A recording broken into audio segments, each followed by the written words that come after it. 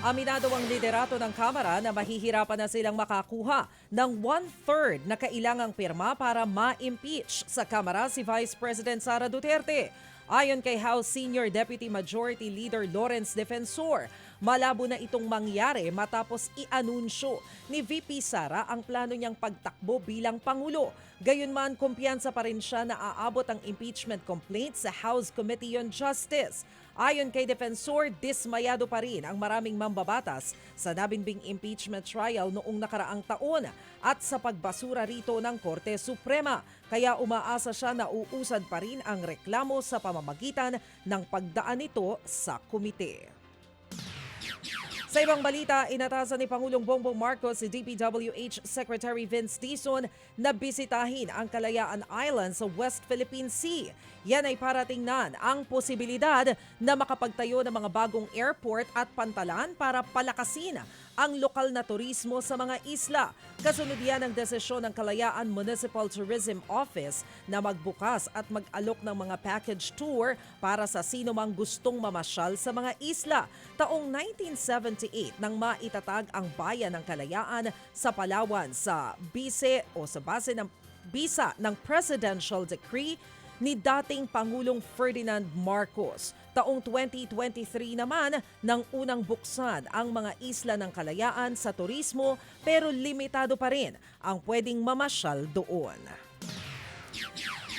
Nilinaw naman ng Pag-ibig na pwede nang lipatan ang mga bahay na kukunin ng mga benepisyaryo ng Expanded Pambansang Pabahay para sa Pilipino program ng gobyerno. Ayon sa Pag-ibig, maayos at pwedeng-pwede nang lipatan ang mga housing units sa oras na i-avail ito ng mga benepisyaryo ng programa.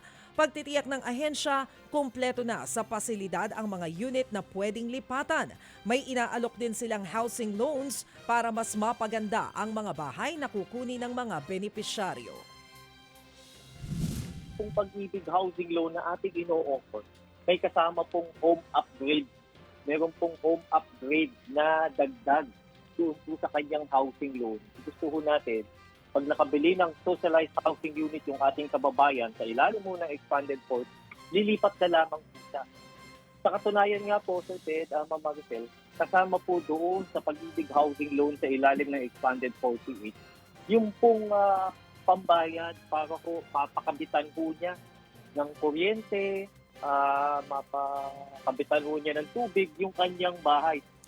Yan ang tinig ni Pag-ibig Fund Vice President for Public and Member Relations Group, Jack Jacinto Jr. Mga kapatid, brothers and sisters, saan ka pa? Dito na tayo sa totoo.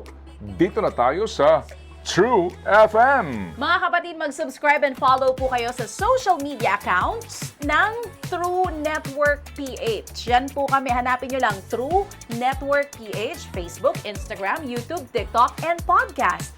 Mapa Apple or Spotify man yan, mahahanap nyo kami. Lahat ng mga napapanood at napapakinggan nyo po sa programa, nasa social media accounts namin yan. So, paano mga kapatid? See you sa social media!